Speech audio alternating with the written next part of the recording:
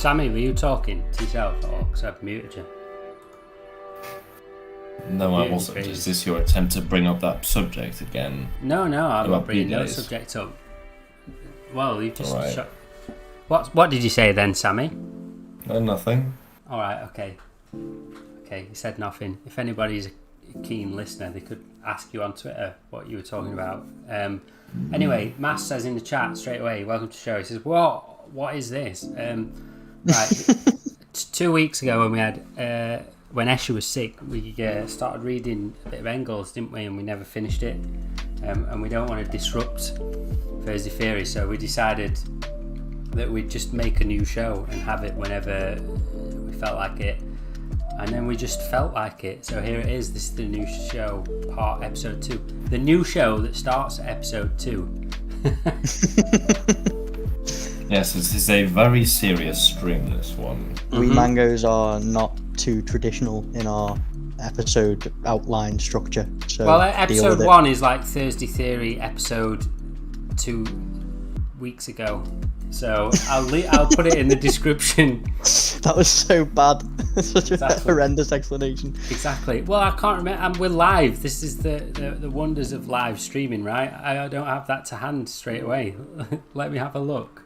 And I'll find out what episode it is just in case, because then anybody who's listening and who hasn't heard it knows to go back already. Right, it was episode 25, I believe, of Thursday Theory, which was the one we had with Joe, where me and you and Joe read Friedrich Engels' Principles of Communism, and we got up to point, you say we did 17, but I don't remember doing it, 18, sorry, but I don't remember doing 18, so we're going to start at 18. Yeah, well, there's only 25 points in total, so that we might as well do 18 again anyway and refresh our memories. Right, Sammy, before we get into the show, welcome back. It's been a long time, right? Yes, it has. It's good to be back. It's good to be back. However, well, we'll not get into that. We'll save it. Go on, quickly. No. Why don't you use mosquito netting in the UK? Because we don't really have mosquitoes. Our mosquitoes don't kill people either, really. No, it's not. It doesn't just deflect mosquitoes. It deflects all bugs. Whenever I feel hot and I open the window, all the bugs of the earth enter my room. Yeah. Unless they're fucking wasps or bees. Yeah, they are. They'll still not hurt you unless, they're more scared of you, Sammy, than you are of them. What do you mean? Well, that's what they say, isn't it?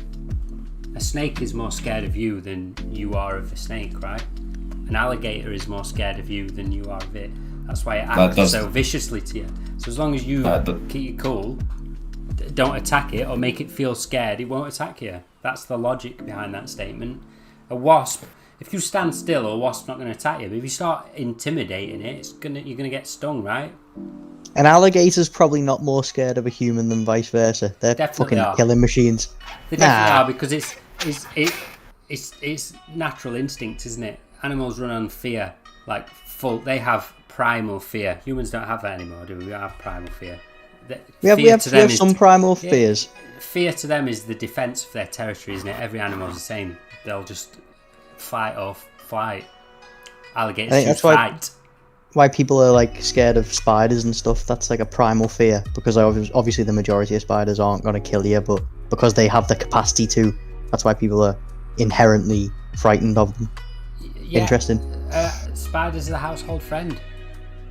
That's what I call them, the household friend, because they eat all the things that Sammy hates. So Sammy, if you want less bugs in your house, get more spiders in your house. Charming. It would work. Right. Now, anyway. before we start the serious section of the stream, let me just go back to Mango Press tradition and read out some news I've just seen, or that's just come out a few minutes ago. Apparently in Palestine, the Zionist member of Knesset Ben Gvir submitted a bill to implement new conditions of imprisonment. This is in light of the 6 what do you call it? Prisoners of war being liberated. Escape, yeah. New conditions of imprisonment. Sprung. sprung into freedom. New conditions of imprisonment under which Palestinian security prisoners, quote-unquote security prisoners, would not be provided with meat of any kind, including chicken or fish. If passed, the prisoners will get less meat than those at the Nazi camps, or concentration camps. Wow. Seems on brand for a fascist state, though, doesn't it? Yeah, indeed. Right. To the More on that serious tomorrow. stuff. Yes. To the serious stuff, which is studying some Frederick Engels, right? So you can, let me get the link to this so anybody who's watching back can just conveniently click. Have you got the links to it, boys? Yes. Do you want me to put it in the chat? I'll put it in the chat. Don't worry about it. There you go. That's the one I'm reading.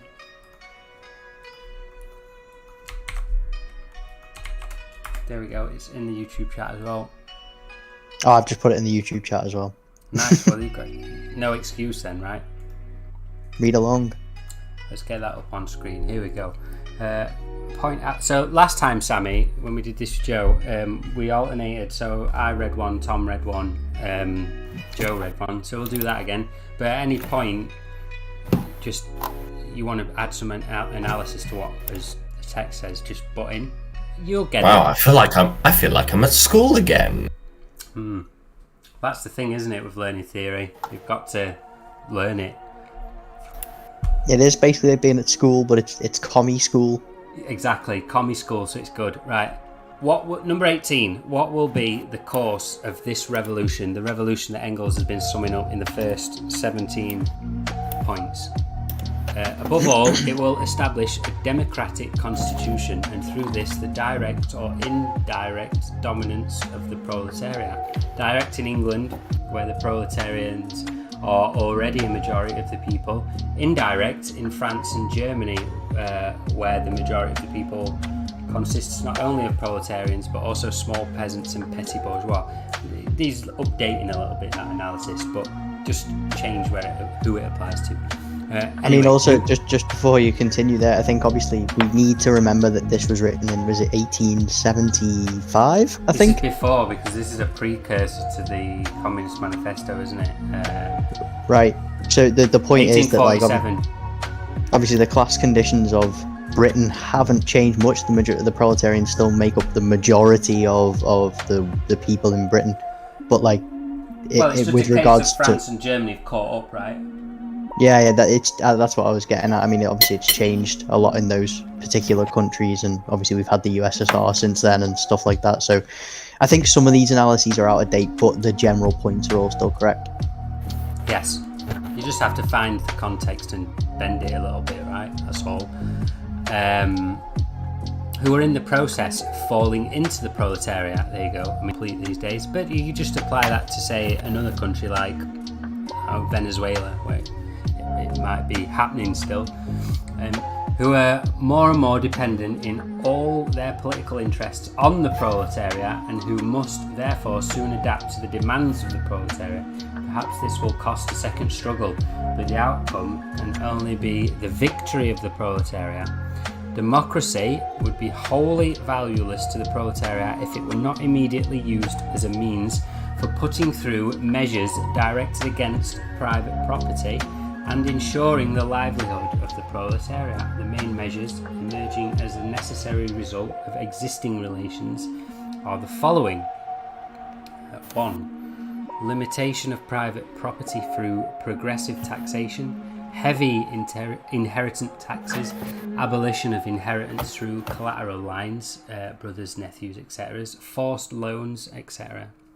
Just before we go on to point 2, just want to make a relevant comparison to something that's happened this week in Britain. So, as we all know, there's been as we three know, but probably not all of the viewers would know, there's been a tax change to pay for the results of the pandemic and to give the NHS the funding it needs and stuff like this.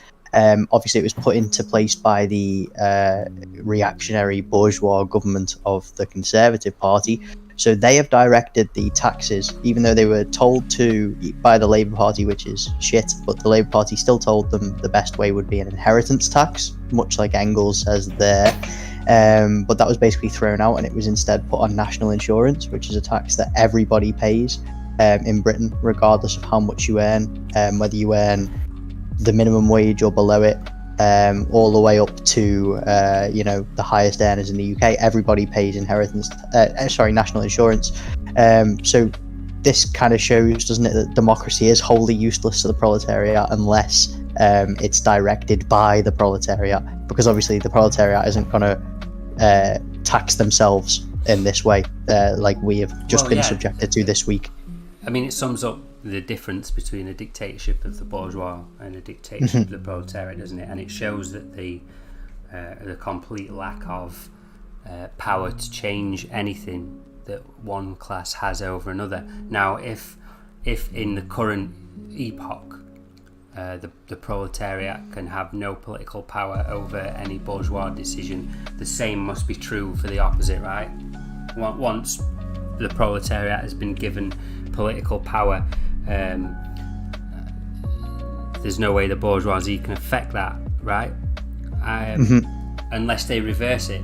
Now, when I say political power, I think a lot of people get mixed up in what political power is, and to me, I just simplify it right down to the writing and legality of legislation, right?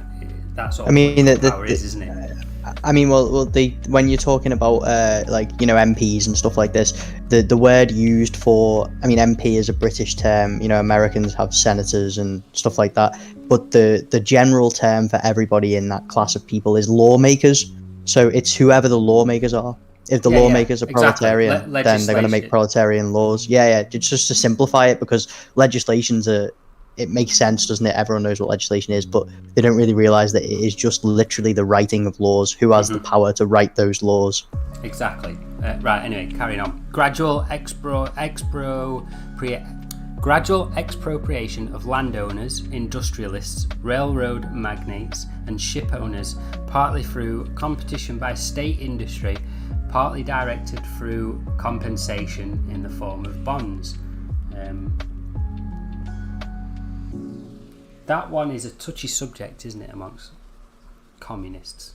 Because Engels right there is saying partly through compensation. I mean, it's. I was just going to pick up on that as well. Let me just finish. Go on. I think that people get stuck on the concept of violence that Marx and Engels talked about, and they also, because the Bolshevik Revolution was physical, can be somewhat. It wasn't one physical act, because everything had to happen after it. But the act of revolution, quote unquote, the storming of the Winter Palace, was like a physical act, right? So it seemed that violence is very real, isn't it? Because they had to smash windows. It was physical violence. But what Marx and Engels are talking about are when they talk about revolution being like a violent shift between one set of controls to the other. In what they're explaining, even the act of paying out a landlord to just fuck off is a violent act, because you're violently removing them from their position of power, aren't you, and creating a new one out of it. Do you get what I'm saying? I was going to say as well, when I first heard you read that, then you often see now, don't you, that when China is, I use China as an example because obviously it's a proletarian state, when they are kind of forcing their companies to do things, they aren't going into the offices and kind of, killing people, marching people up to the walls and shooting them in the head. They are doing this in the way that Marx and Engels explain it. They say, sometimes it's more heavy-handed. The legislative house to violently clamp down on that business. The business has no political power, does it, against the say of the proletarian legislation? what I'm getting at is you hear some mostly online Twitter users and stuff saying like, well, why doesn't China just kill all their bourgeoisie? Why does China have billionaires? Why does China do this and that? Why, if I was in the CPC, I would just do this. And people don't realize that, as you rightly said before, this itself is an act of violence. It's an act of political violence against the bourgeois class. And Exactly. the bourgeois class is going to exist still in a post-revolutionary situation. That's why communism is the stateless, classless society, when everybody is Exactly. literally They exist the same day class. After, don't they? The day after you swept the Not- Winter Palace, you have to go out and then start Not stripping only, them down. Go on, Sammy. not only that, but may I add is that generally, almost always, like whenever you see a party, like when they are struggling to gain power, is different from when they are in power and like taking care of the state. It's like two different things. Well, it's easier to win a civil war than it is to run the country after the civil war. I mean, we saw this with the Taliban, for example. It's easy for them after a prolonged period of fighting for them to win the civil war, but it's not then easy for them to seize all the machinations of power and put into place the legislation that they want to, because obviously there are various different class and state interests at play. And as we saw with the USSR, it can come unstuck 100 years down the line almost, right? 70 years down the line, or however long. These battles are going to continue, aren't they? If one but it's class is not kept an eye on, reactionary forces will build under the surface. I mean, the one thing that I always hate is like ultra violence permeating itself into the ideas of revolutionaries. Like, yes, sometimes acts of actual violence do need to be used, like, for example, Well, even the Bolshevik revolution was not that violent. They climbed through an open window. no, Just but occupied a obviously building, there right? was It's not like there they was were the I know I'm not rounding saying I'm not saying that, but I'm aren't they? It's not a socialist problem. It's just yeah, a of course. human problem, isn't it? But I just find it interesting that, Engels, when he's talking about what a revolution demands, it's talking about taxing these people to start with and then buying them out when the time comes. He Exactly. doesn't say march them to a wall and put a bullet in their head. Yeah, exactly. But I'm pretty sure So- as we read on, so- it's gonna. Well, why does China have billionaires is a good way of answering this, because the class of the bourgeoisie will still exist in a socialist country. The country is socialist. When it becomes communist, and not in the reactionary way that the right wingers say communism, but actual stateless, classless, moneyless society, then yes, at that point there will no longer be billionaires because there will be no classes. But at the moment they're in the Yeah, exactly. But they're in the transitionary stage at the moment, whereby it requires the cooperation with the bourgeoisie. So I always see this, as that's why China or the USSR were bad, because they had the bourgeoisie. They didn't kill all the bourgeoisie. You need the bourgeoisie because they are the ones who know how a factory runs and they know how to manage it. Obviously the workers are the ones that put the work in, but these owners of the factories, you shoot them and you end up with a problem like with the Great Leap right Forward. now in human history, it seems to have advanced humans Yeah, from I'm- living in a hut to living in houses with computers. So I mean, there is that idea, isn't there? And that is something that Marx and Engels do talk about when you're looking at Marxist theory and Marx's idea of the progression of human society. Basic communism, which is living in caves, feudalism to capitalism to advanced communism, right? Luxury space communism, whatever you want to call it. So more people, 70 years ago, most of the world couldn't read their name, right? Now they can. Yeah. It's that idea, isn't it? Right, let's carry on. Confiscation of the possessions of all emigrants and rebels against the majority of the people. 4. Organisation of labour or employment of proletarians on publicly owned land. Hold on, number 3. That's not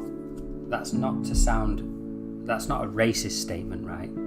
Confiscation of the possessions of emigrants. That means capital flight, right? Chase up capital flight that's fled from the socialist revolution. which you see, right?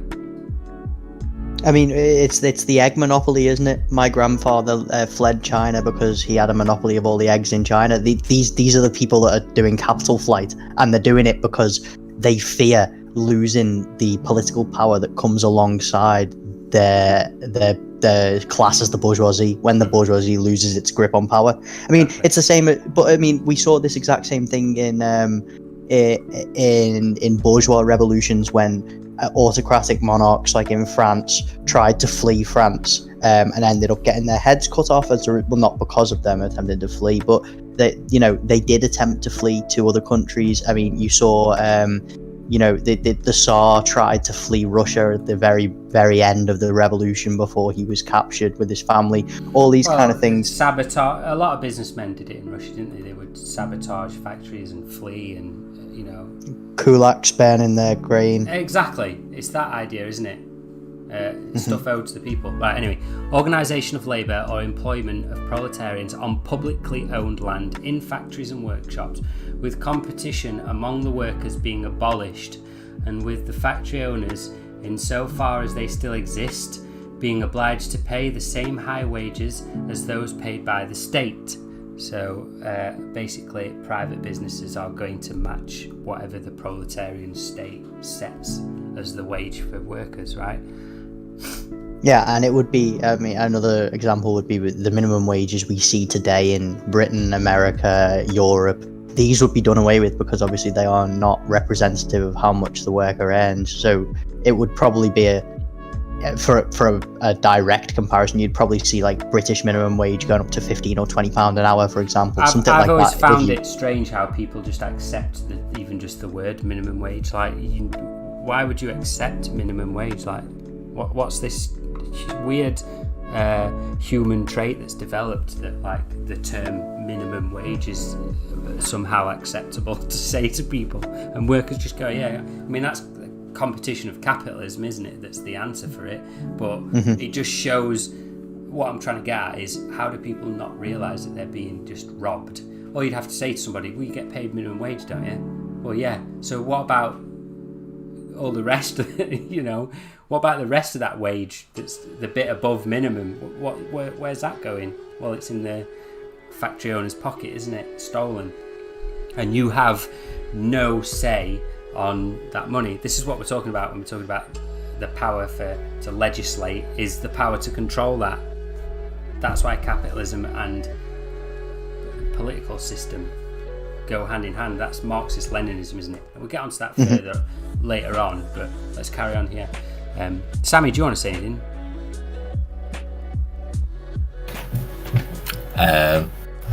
Part 19, yeah? Oh, you're just gaming. Right, let's carry on. Listen, Sammy. No, I was listening. Number 5. You weren't. Yeah, you clearly weren't. An equal obligation on all members of society to work until such time as private property has been... Aren't you going to let me read? We're not on to your point yet. You can do 19 when we get to it, right? Start again. An equal obligation on all members of society to work until such a time as private property has been completely abolished. Formation of industrial armies, especially for agriculture. I'm reading this one, I'm just thinking of the DPRK, right?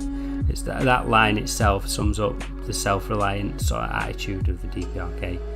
But this goes for kind of any kind of state, doesn't it? I mean, obviously we know that capitalism, by its default nature, forces unemployment to exist to create the reserve army of labour to keep wages low. It's an artificial construct, and the welfare state that has kind of taken place in Western Europe, in Britain, these kind of things, these are not actually... I saw a comment the other week, well, China doesn't have a welfare state, and I was thinking, yes, because it's a socialist country.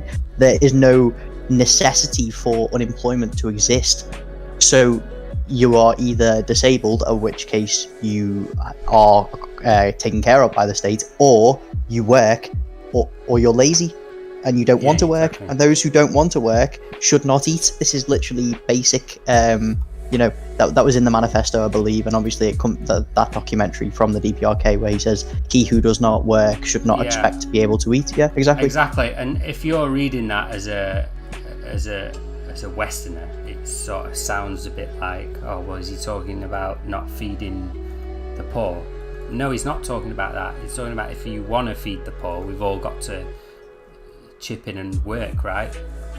If you're of able body, you help build the nation and help build self-reliance. And it works, doesn't it? Because he goes on to then say, like, oh, every family, farms tons of rice and we have enough, and it's sent to the cities to be distributed distributed to people in the cities, etc., etc. Compare that to, say, how poor people in the West are living. It's completely the opposite, isn't it? Mm-hmm. And I think it is important to point out that the existence of the welfare state, which just because it doesn't exist in America doesn't mean that this isn't the case, but in Britain and in Western Europe, it exists so that this reserve army of labour, which, is a specific feature of capitalism, doesn't starve and rebel, essentially. Exactly, because, again, the things given as a part of the transition between... Well, it's not even part of the transition, is it? It's just a capitalist sort of going towards the centre. Centrist capitalist responses to economic problems, such as the welfare state in the West, are done to combat socialism, right? Because certain allowances that the bourgeoisie give up benefits them, don't it? And this is not a new thing, is it? Victorian factory workers worked out that if you built houses for your workers, they would be happier and would be more productive. And then if you built them a school, then their kids would be happy, but they'd be more productive to them. There's the image on the screen there. In socialism, a person who doesn't work should not think he can eat.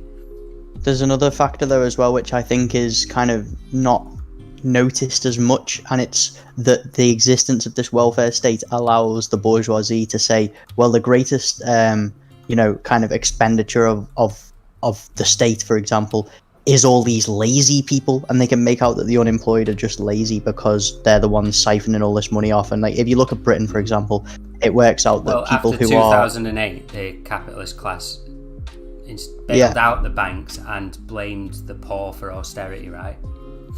Mm-hmm. But in the situation in Britain, for example, you've got something like 2 or 3 billion which is spent on the welfare state. So people think that, when I say people, I mean like middle class workers, not so much the bourgeois, because they actually understand what's going on, but middle class workers blame the poor workers for being this drain on society, when in reality, obviously, we know it's the lack of taxation paid by these enormous companies, which dwarfs the amount of money that's spent on the welfare state, for example. I think what you're saying then is summed up perfectly in the video that you got Nick made about the middle class not existing, really, but it exists as a tool for reaction, doesn't it? Because the middle class exists to look down on the rest of the working class, doesn't it? That's what neoliberalism is all about.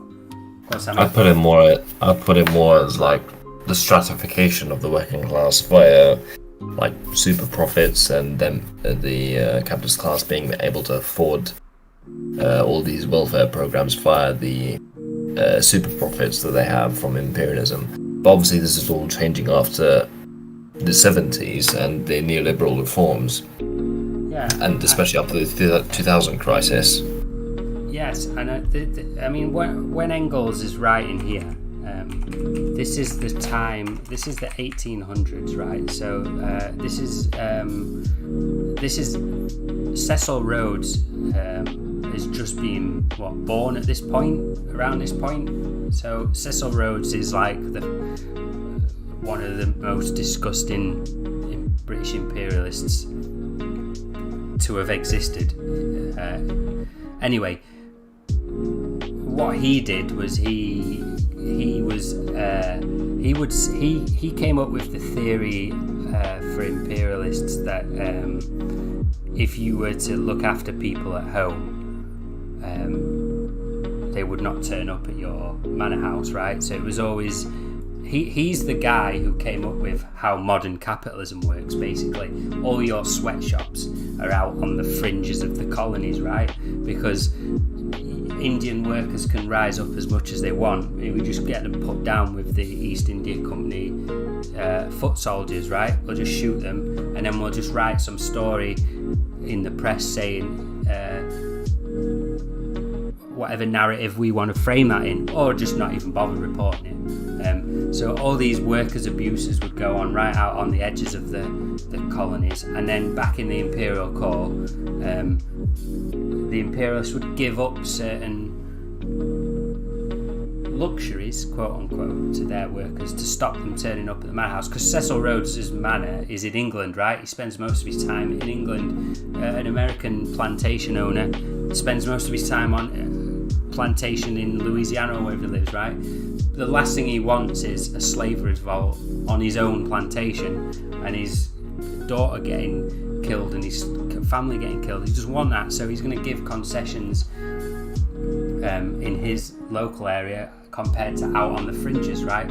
Cecil Rhodes that's why the welfare state serves capitalism, because it's by design, isn't it? Because it keeps that split between imperial core workers and workers who are making the shoes for imperial core workers, right? Yeah.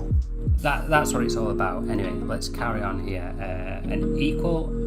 That's just another one. Centralisation of money and credit in the hands of the state through a national bank with state capital, and the suppression of all private banks and bankers.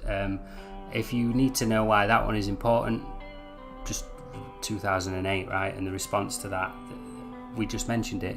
Western states just bailed out banks.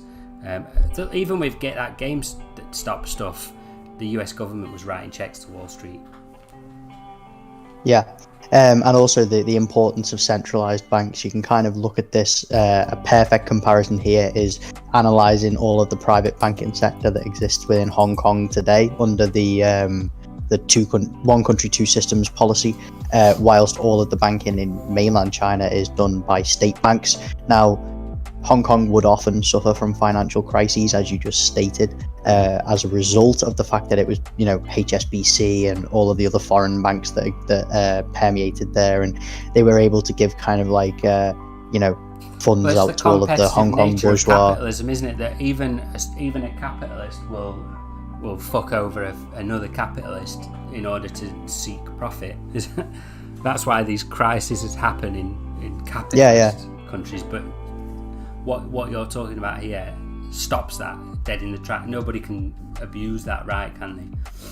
Yeah, exactly. Right, let's carry on. Increase the number of national factories, workshops, railroads, ships, bringing new lands into cultivation and improvement of the land already under cultivation in all proportion to the growth of the capital and labour force at the disposal of the nation.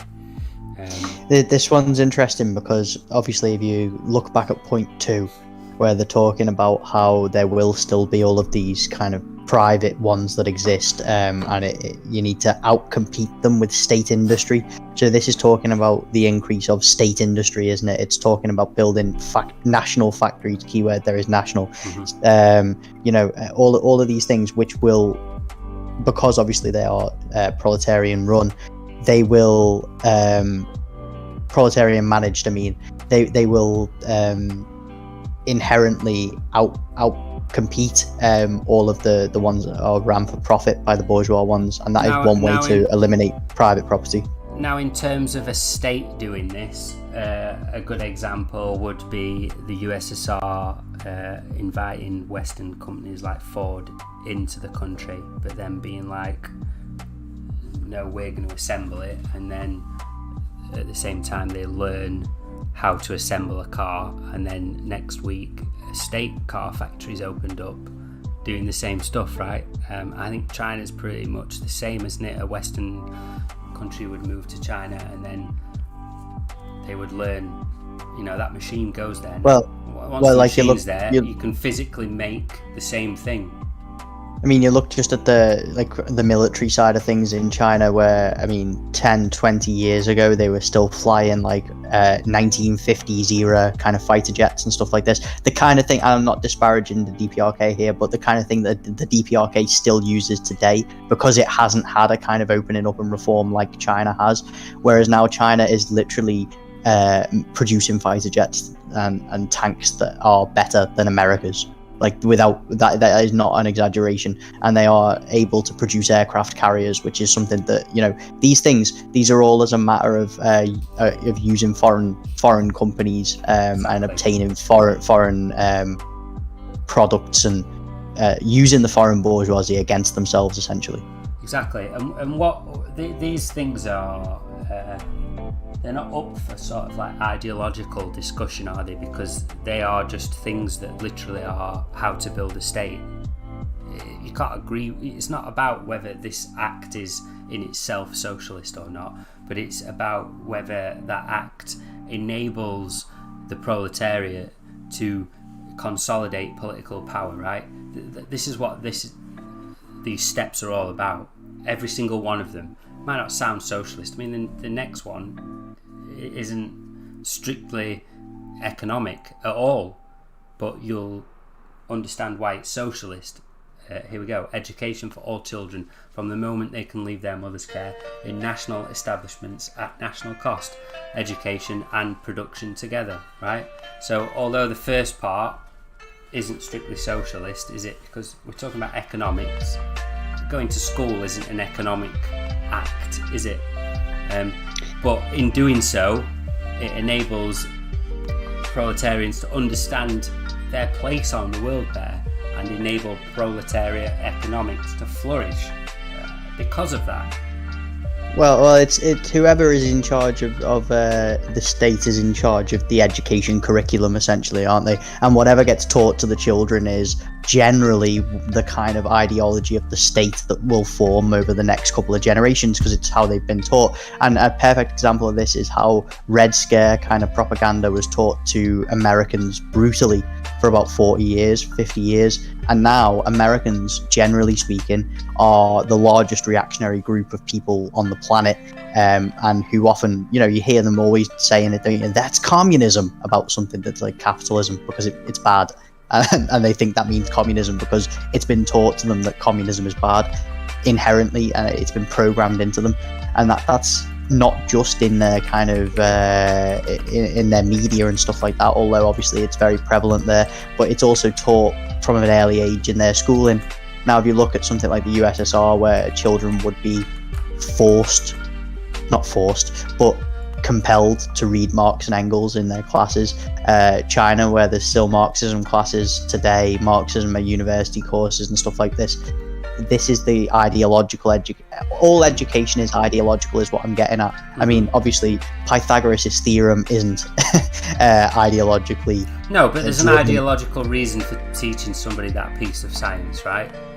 Yeah, exactly. It's allegory of the cave, isn't it? Mm-hmm. Yeah.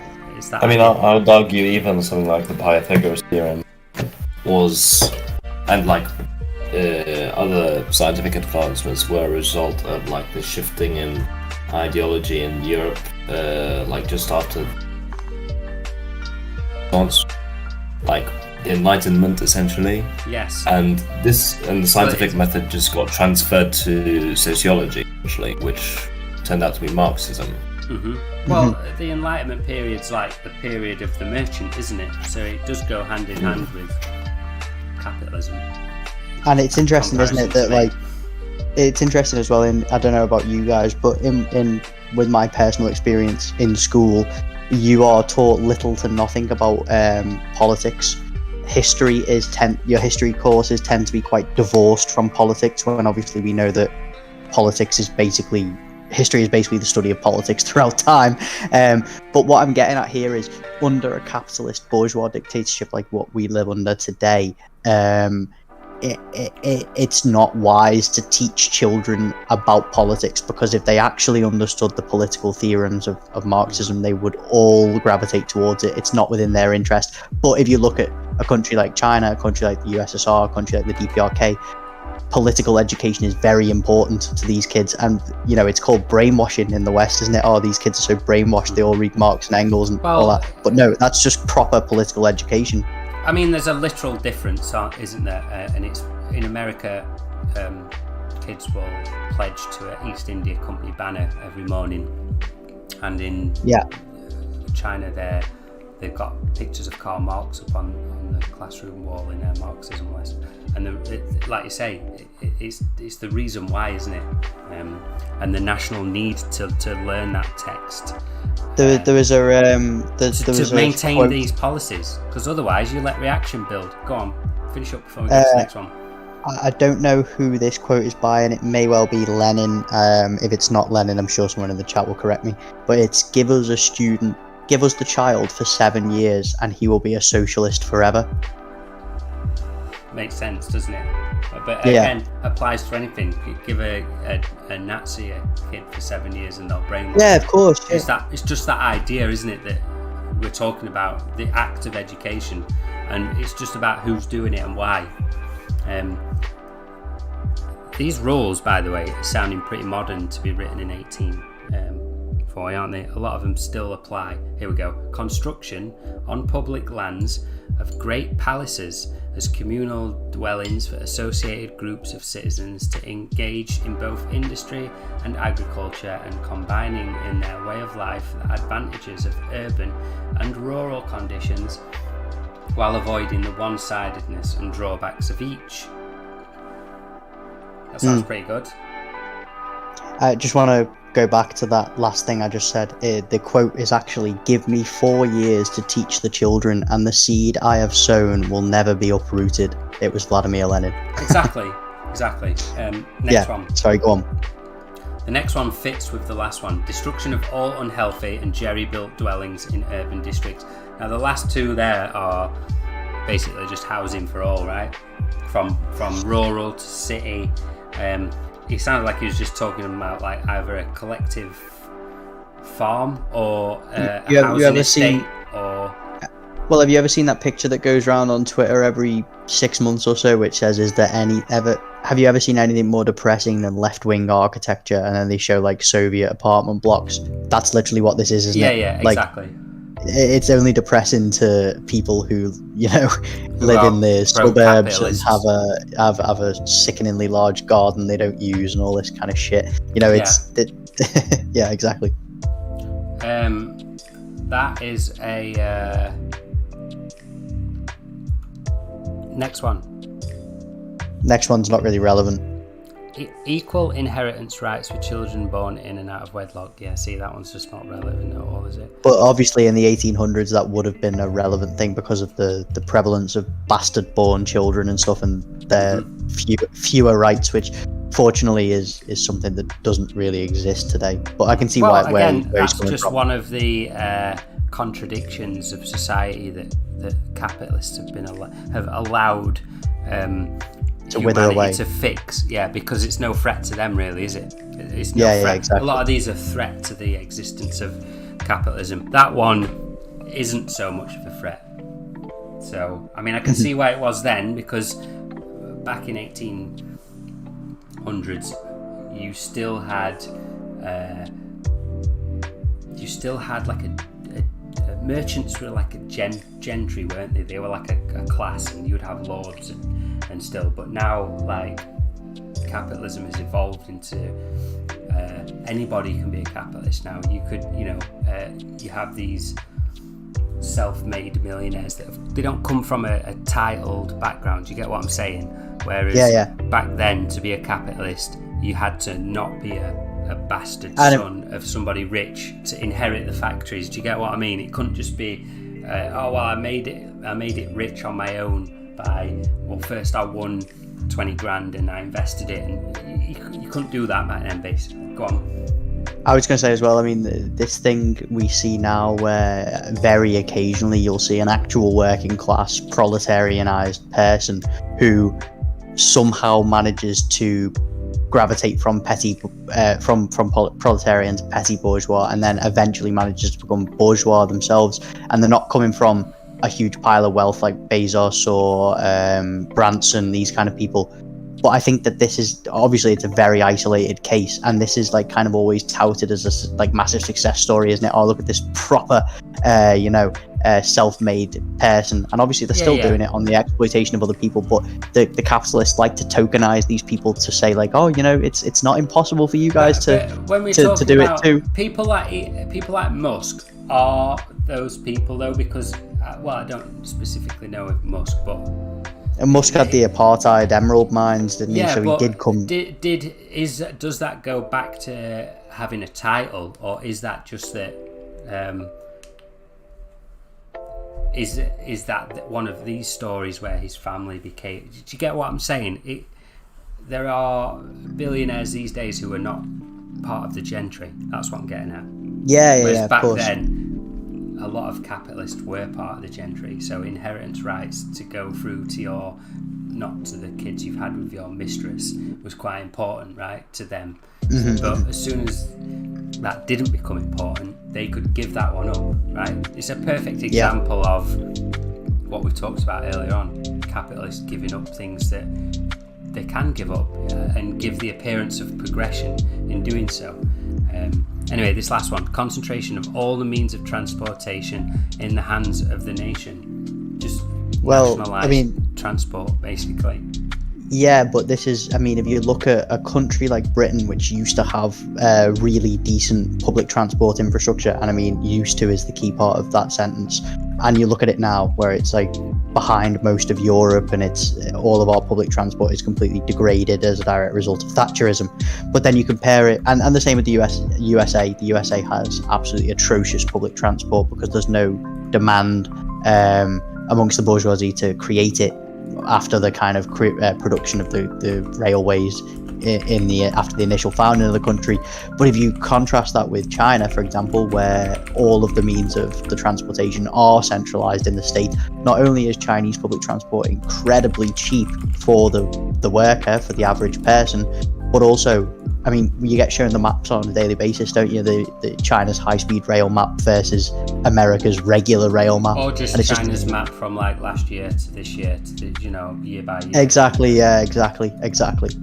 And the USSR had a very similar system, didn't they? They had some of the most amazing, what's the word, like subway stations and metro links and all that in any of the world at that point in time. And that was a country that had just gone from feudalism to basic capitalism to early stage socialism, and it's really interesting to see how efficient these systems are when they're under the complete control of a workers' state. Right, let's get on to the next one, because I know Sammy is itching to read some Engels, so let me just finish this paragraph. It is impossible, of course, to carry out all the measures listed at once, but one will always bring others in its wake. Once the first radical attack on private property has been launched, the proletariat will find itself forced to go even further, to concentrate increasingly in the hands of the state, all capital, all agriculture, all transport, all trade. All the foregoing measures are directed to this end, and they will become practicable and feasible, capable of producing their centralizing effects to precisely the degree that the proletariat, through its labour, multiplies the country's productive forces. Finally, when all capital, all production, all exchange have been brought together in the hands of the nation, private property will disappear on its own accord. Money will become superficious, and production will so expand, and man so change that society will be able to slough off whatever of its old economic habits may remain. Sammy, number 19. Is he listening? Just have to unmute myself there. Stop browsing Amazon when you're supposed to be reading Engels, Sammy. I had to unmute myself. Anyways, will it be possible for this revolution to take place in one country alone? Well, I guess we have what happened. I guess we know what happened after that, didn't we? This paragraph should just be called Trotskyism versus Stalin. Okay, big industry has already brought all the peoples of the earth, and especially the quote-unquote civilized people, note the 200-year-old wording, into such close relation with one another that none is independent of what happens to the others. Further, it is also coordinated the social development of the civilized countries to such an extent that, in all of them, bourgeois and proletariat have become the decisive classes, and the classes between them, the great struggle of the day. It follows that the Communist Revolution would not merely be a national phenomenon, but must take place simultaneously in all quote-unquote civilized countries. That is to say, at least in England, America, France, and Germany. Imagine calling America civilized. Sorry, go on. Anyway, it will develop in each of these countries more or less rapidly, according as one country or the other has a more developed industry, greater wealth, a more significant mass of productive forces. Hence, it will go slowest and will meet most obstacles in Germany, most rapidly and with the fewest difficulties in England. Well then, it will have a powerful impact on the other countries of the world and will radically alter the course of development which they have followed up to now, while greatly stepping up its pace. It is a universal revolution and will accordingly have a universal range. Now may I point out that this is one example of how Marxism is constantly evolving. I was just gonna... Sorry, go on, Sammy, finish. I was just gonna say of how Marxism as a science, its conclusions are based off of the observations of what happens in the real world, and its changes, and the changes towards the relations of production, like between not just bourgeois and proletariat, but also between imperial nation and imperialized nation, for example, which and developed not only that, later though, on. Sammy, but what the capitalists can also read this as well, right, and make measures to counter it. This is why dogmatically sticking to a text or an ideology like that is stupid, because your enemy can just see exactly what you're going to do. Also, like, I was nope. gonna... Hold on, let Sammy finish. Go on, Sammy. Go on. I pretty much finished my point. All right. I'm just going to say, I think that for us to immediately discount what he's saying here as incorrect, though, would be incorrect, because we haven't seen any of these four countries undergo a proletarian revolution yet. When it does happen, maybe Engels will be vindicated. What I mean is, you often see, don't you, like now we're talking about the decline of the American Empire, the British Empire is all but dead. There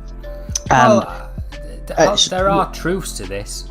So what I'm saying is, when the largest and most powerful capitalist country of the day, which is now America, at the point when he was writing this it was Britain, but now it's America, when that collapses, all of the other countries, such as Western Europe, such as Britain, these countries are so reliant on American imperialism and American capitalism now to this day that perhaps this will start a chain reaction of proletarian revolutions all throughout the Western world as well. We haven't seen this yet, but this doesn't necessarily mean that... I mean, we all agree, don't we, that Marx initially was predicting that socialism would occur first in either Germany or Britain. He didn't see Russia coming, and no one saw China coming. These were huge shocks, but China and Russia were both, in the words that Engels uses now, uncivilized nations. They were feudal nations. They hadn't undergone the stage of capitalism, but that's which is Lenin why as well. Lenin did. You read Lenin, and that's Lenin going, "No, fuck this." It's literally Lenin going, "No, fuck this" to this section here. We'll just do it, right? Yeah, exactly. And that's why Marxism-Leninism is such I'm not saying different ideology than pure Marxism, but pure Marxism is something that is often espoused by like left comms, trots, these kind of people in it, which is why they kind of disavow the successes of China and Russia, these kind of places, because they didn't abide by the book, they didn't follow the guidelines, you know what I mean, and they just went and did it themselves, which is great. It's great that we are seeing this, which is why Marxism-Leninism is the scientific study, whereas Marxism is itself just kind of words of Marx and Engels in a way. When divorced from Lenin, because Lenin disproved Marx's theories, which is how do we get scientific progression in the world today. It's when a theory is proven wrong, and the correct theory is shown to the world, isn't it? You know, I'm not saying that Marx was said wrong. I wouldn't say it was proven wrong, but I would say it was proven true. But like Sammy said earlier, I think you said conclusions were wrong. You said that it could be evolved to the material conditions of the time, right? That's the point, isn't it? Now, but in saying that, there are some truths to this statement. Now, if you look at this as in, I was trying to work out whether Engels might be right still here, and I believe that he could be, because what it says here, look, hence it will go the slowest and meet the most obstacles in Germany, right? Okay, so let's just analyse that sentence first. So, arguably, in Europe, German socialism has been met with the most obstacles, because Jeremy Corbyn didn't get thrown into a river by the Social Democrats. Do you know what I mean? It didn't have like fascist gangs on the street and all this, the rise of the Nazi Party and World War II. These are obstacles against German socialism, aren't they? Then afterwards, once German socialism is established, the DDR, that faces the obstacles of the US and the Cold War, etc. And at present has been pushed back quite far, right? Back to the time it was before World War II. Can it happen most rapidly with the fewest difficulties in England? In terms of the people starting to organise themselves, well, yes, because you saw the UK Labour Party become the biggest party in Europe over like a period of 6 months, weren't it? Because under Jeremy Corbyn, who is just somebody who would, make the welfare state bigger, but he had mass support of the people, right? So in a way, Engels is correct in his assessment here, and we have to look at this as it's still ongoing, right? Until Germany, England, France, America are socialist, that is an open-ended statement, isn't it? Germany can go the slowest. I personally, I would completely agree with what you've just said there in everything you've just said, but also I just want to kind of add on that these 4 countries that he lists are still the biggest kind of gatekeepers of capitalism, and these are, with them being the largest imperial powers to this day, are responsible for the setback of every other socialist movement in the world, pretty much. Especially America, but not just America. Germany, France is another terrible one for it, with its African colonies and stuff like that to this day.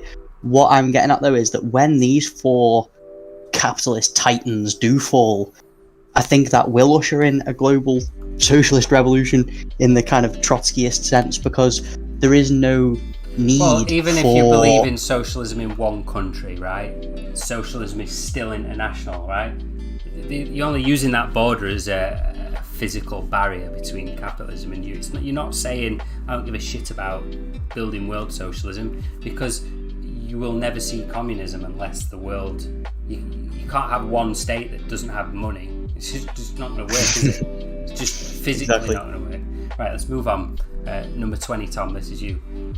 Just one sec. Number 20, what will be the consequences of the ultimate disappearance of private property? Hello, sorry, back.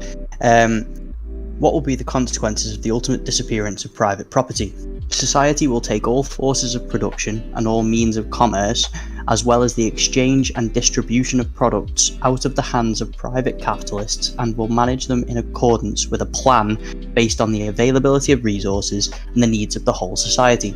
In this way, most important of all, the evil consequences which are now associated with the conduct of big industry will be abolished. And to add there, carry on. There will be no more crises. The expanded production, which for the present order of society is overproduction and hence a prevailing cause of misery, will then be insufficient and in need of being expanded much further. Instead of generating misery, overproduction will reach beyond the elementary requirements of society to assure the satisfaction of the needs of all. It will create new needs and, at the same time, the means of satisfying them. It will become the condition of, and the stimulus to, new progress, which will no longer throw the whole social order into confusion, as progress has always done in the past. Big industry, freed from the pressure of private property, will undergo such an expansion that what we now see will seem as petty in comparison as manufacture seems when put beside the big industry of our own day. The development of this industry will make available to society a sufficient mass of products to satisfy the needs of everyone. Now, even people who are not self-confessed socialists or communists or Marxists or whatever understand that. I mean, you'll see people who are apolitical. They will apolitically rant about Amazon's monopoly or Shell's monopoly or whatever company, and they will also we'll have like cultural events where companies will get taken out because of capitalism, and it'll be seen as something like nostalgic, but nobody will ever make those links to the fact that it's just like Blockbuster shutting down, right? It's these monopolies get created and they grow ever bigger, don't they? And Amazon then has its own streaming service because there's a gap in the market, right? And to fill the gap in the market that Blockbuster left, you have to have a lot of money, because to start a streaming service, you've got to have the servers, which cost a lot of money. You've got to pay the TV companies to get the best content. Do you get what I mean? So only a company that has the right amount of capital can fill in that space. It can't be, Tom and Sammy decided to start Netflix. It can't work like that, can it? Because you don't have the capital, you don't have the factory full of machines to take over that. So as time goes on, we're going to see these monopolies take control of all sections of industry, and you end up like what you see in like a 1980s dystopian film where it's like one corporation running everything. I mean, we're almost at that stage now, aren't we? It's like five or six companies which literally run everything at the moment, with the exception of some. I think you can kind of say Musk and his company. He's probably considered a small capitalist by the likes of the food companies with Nestle, exactly. They probably laugh at Musk and global corporate, exactly. Or like the bankers, basically the four super major oil companies and that stuff. Exactly, yeah, precisely. But I mean, it's interesting as well, isn't it, how Engels could be writing the sentence, "There will be no more crises. The expanded production, which for the present order of society is overproduction and hence a prevailing cause of misery." That could have been written by someone on Twitter about the current state of the world today, and you wouldn't bat an eyelid. But he's correct about that in the 1860s. This has not progressed. Well, it was arguably worse back then as well, wasn't it? Because you would have like oil baron and you wouldn't have. But capitalism allowed the monopoly to unmonopolize and then just remonopolized everything, because that's just the up and down flow of capital, isn't it? You smash a company up into bits and then slowly it gets bought out by whatever corporation again, and then that corporation loses out, and it's just rinse repeat, isn't it? Carry on reading this one, unless you've got a point to make, of course. No, nothing more than that, really. The same will be true of agriculture, which also suffers from the pressure of private property and is held back by the division of privately owned land into small parcels. Here, existing improvements and scientific procedures will be put into practice, with a resulting leap forward which will assure to the society all the products that it needs.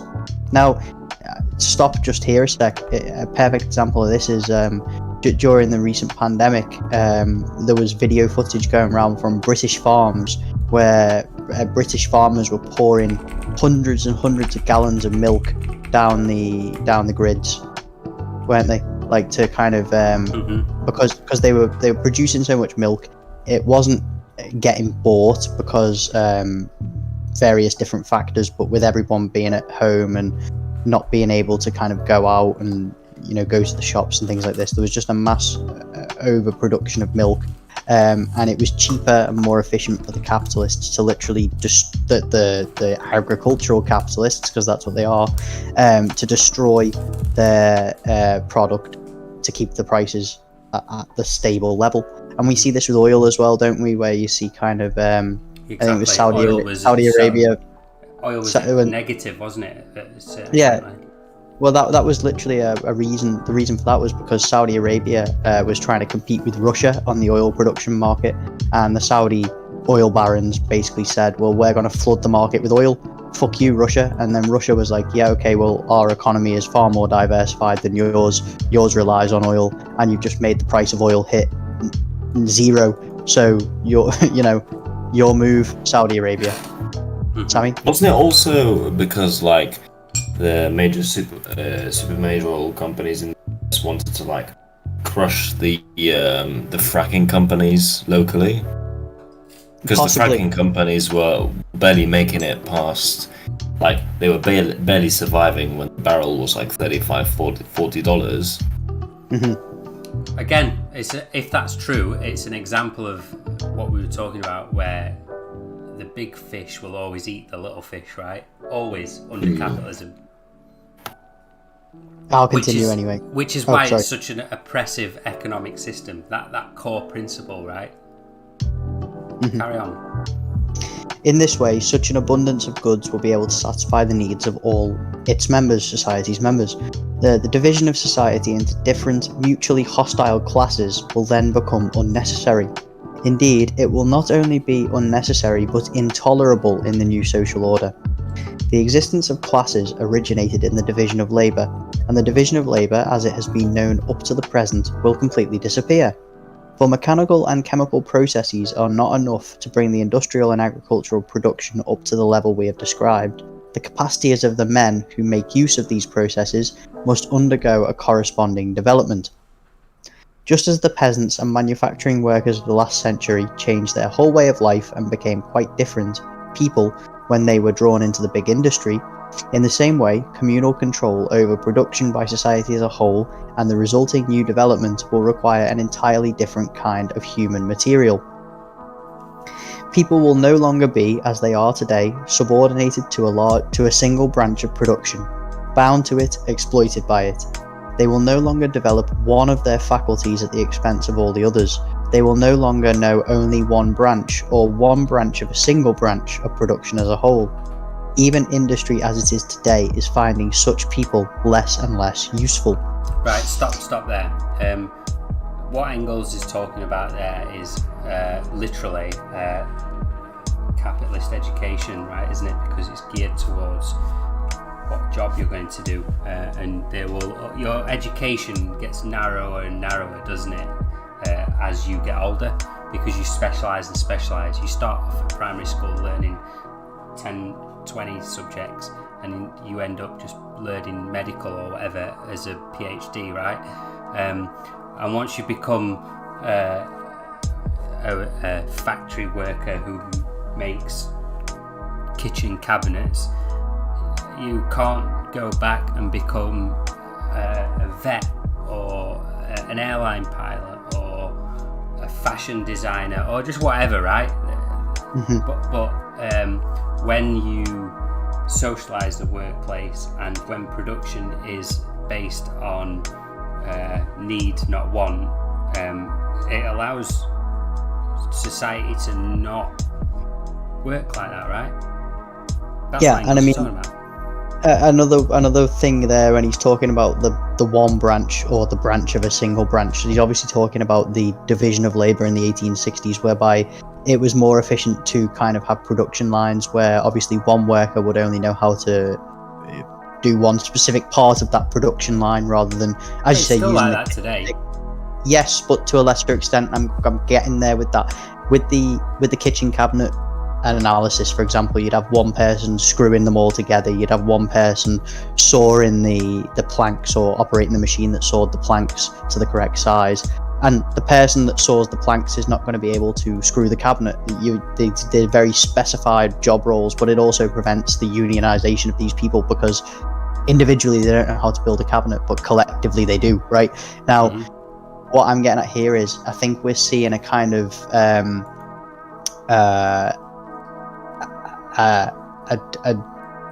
destruction of this principle in some regards, not so much in the factory setting, but if you look at a barista, for example, in a capitalist society today, they have to know how to, operate the till. They have to know how to make the coffee. They have to be a server. They have to take the coffee over to the table. They have to know how to clean as well. All of these things, they have to be multi-skilled. But this is because now capitalism has kind of reached the point where they don't need to pay people absolute pittance wages. They can pay this kind of minimum wage, which is enough for a living wage and all this kind of bullshit. They now can cut back on the amount of workers that they have and force the workers that they do have to take on more responsibilities, but for the same level of pay. And you're getting this. What I'm getting at here is that this is all the evolution of capitalism under like neoliberalism and stuff like this. It's changed from the kind of manufacturing capitalism days, the early manufacturing capitalism days of the Industrial Revolution, to where we are today. But the principle is still the same. I kind of agree with that, but at the same time don't agree with that, because I would still say that a Starbucks barista is one branch of being a Starbucks worker, because they don't know how to run the company of Starbucks, do they? You can't then shoot them up to a management level or whatever, and even more so in fast food places, because if you work in McDonald's, a lot of the time you have one job to do, and that's your job for either that day or that week or forever, however it works. And even more so in it's factories. on a shift by shift basis. I used to work at McDonald's. Yeah, well, there you go. Like you'd go in and you'd be on the chicken counter that day, or you'd be on the beef counter, or you'd be doing the fries, or you'd be on the till, or you'd be cleaning the kitchen or whatever. Like you still, as you said, you're correct in so far as you're saying, like you're still pigeonholed into one branch. Mm-hmm. What I'm getting at though is that they're expecting the fewer workers that they have, because obviously of the drive for higher profits, and the fact that they've had to pay the workers more because of the existence of things like the USSR and unions and things like this. Because of that, they still manage to force all the workers to know how to do all of the individual shit jobs. Now, like, yes, you would just be on the chicken counter. If you work in one of these industrial sandwich making places, it literally is still exactly a production line where one guy is buttering the bread and then it shoots down the conveyor belt to the guy putting the lettuce on, right? So it's that that's what Engels is talking about. Anyway, carry on reading. Where are we up to? We are people will no longer be today. People will no longer be as they are today. Oh no, the one after that. Yeah. Industry controlled by society as a whole and operated according to a plan presupposes well-rounded human beings, their faculties developed in a balanced fashion, who are able to see the system of production in its entirety. The form of the division of labour, which makes one a peasant, another a cobbler, a third a factory worker, a fourth a stock market operator, has already been undermined by machinery and will completely disappear. Education will enable young people quickly to familiarise themselves with the whole system of production and to pass from one branch of production to another in response to the needs of society or their own inclinations. It will therefore free them from the one-sided character which the present-day division of labour impresses upon every individual. Communist society will, in this way, make it possible for its members to put their comprehensively developed faculties to full use. But When this happens, classes will necessarily disappear. It follows that the society organised on a communist basis is incompatible with the existence of classes on the one hand, and that the very building of such a society provides the means of abolishing class differences on the other. I think, hold on, it made a very good point there, right? That's easy to understand, and I liked the part. Education will enable young people quickly to familiarise themselves with the whole system of production and pass from one branch of production to another in response to the needs of society or their own inclinations, right? And we are seeing that happen under capitalism right now. This is, to me, this idea is one of those parts of Marxism that doesn't require a single human to guide it along in a way, because it's happening because of things like the internet.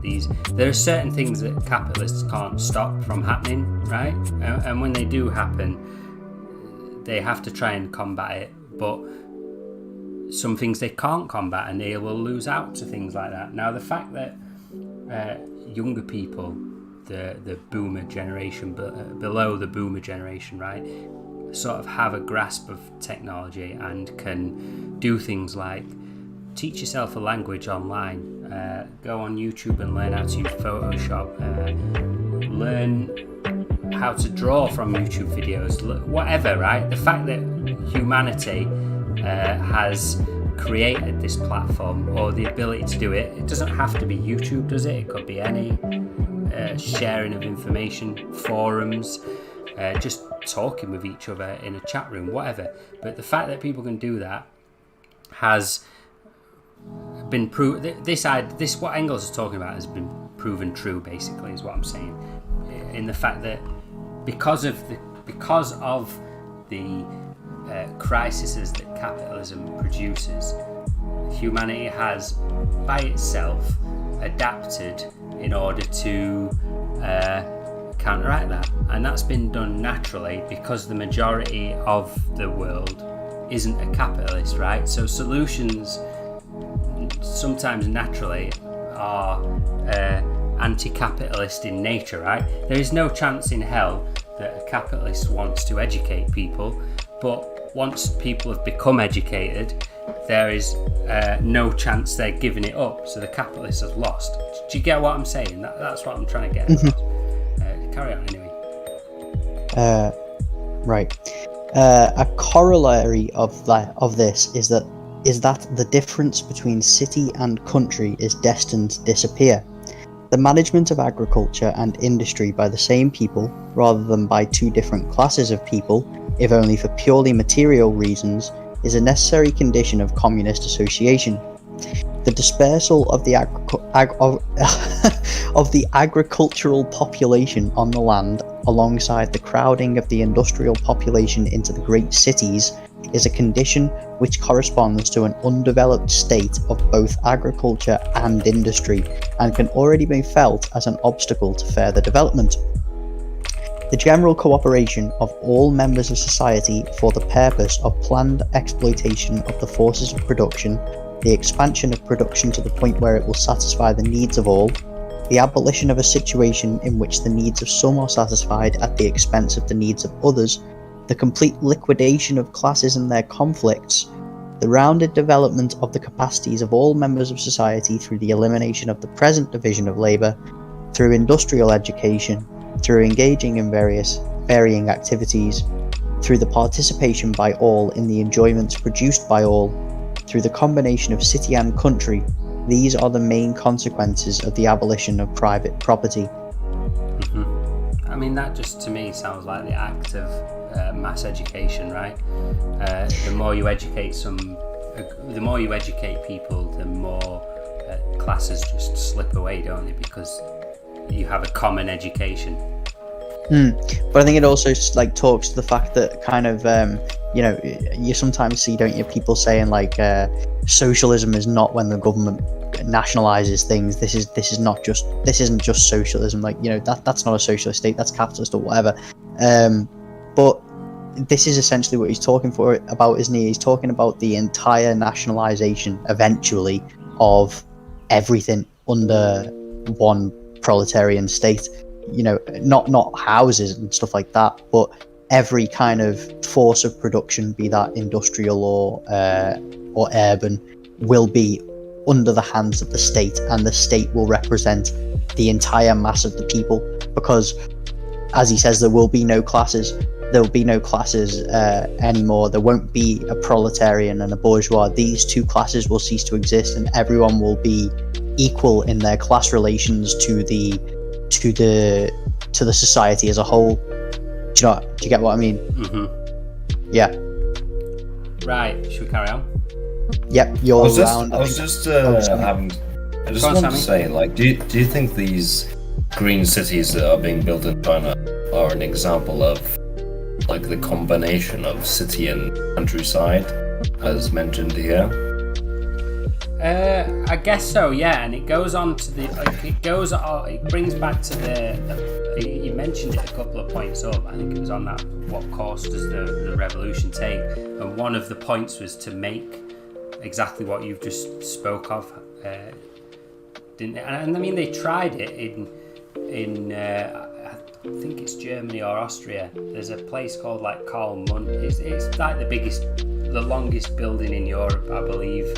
It's probably been beaten or changed since. But it's called, like, Karl Marx Place or something, and it's a massive housing project that was built, like, in the 1800s, of this sort of, like, communal mix between city life and agricultural life, to try and bring the two together. So I do think you are correct there, yes.